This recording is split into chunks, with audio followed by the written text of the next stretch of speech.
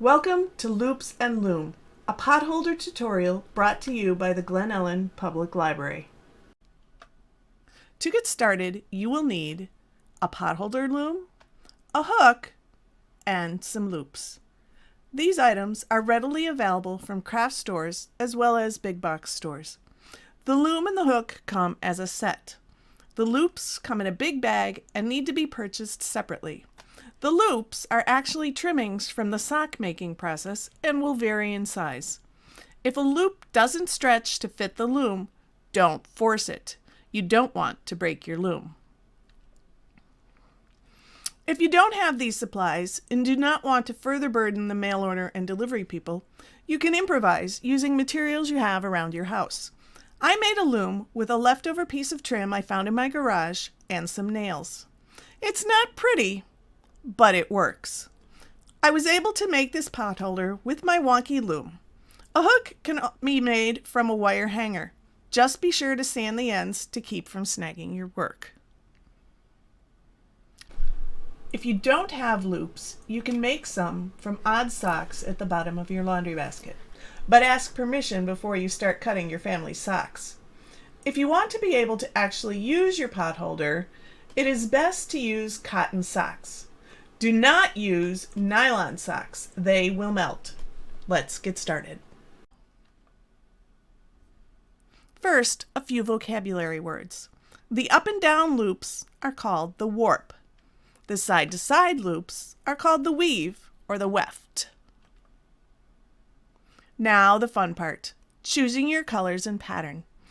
You can do a simple A-B pattern, an A-B-C pattern, or even a half A and half B pattern. Or just choose completely random loops.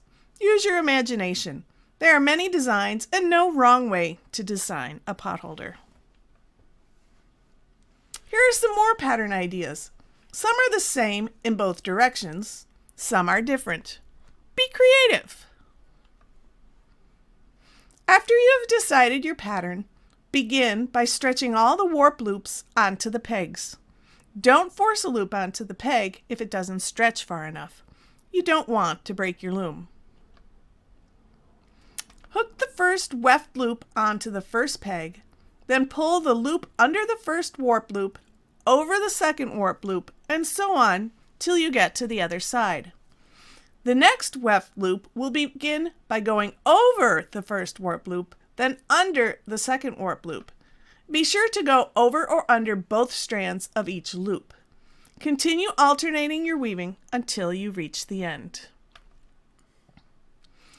Sometimes it's easier just to use your fingers to pull the weft loops through. You might need to stop and push your weaving closer together with the end of your hook. Yay! You did it!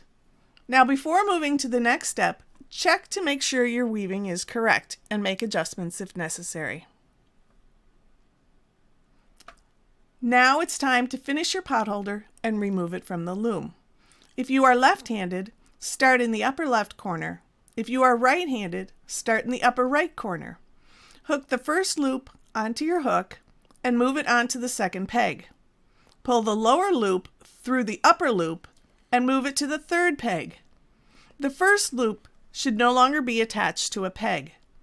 Continue moving around the loom, moving each loop to the peg next to it, then pulling the lower loop through the upper loop. This is what the edge of your potholder should look like. Let's look at that close up. Grab the loop with your hook. Place it on top of the next loop. Pull the bottom loop through the top loop.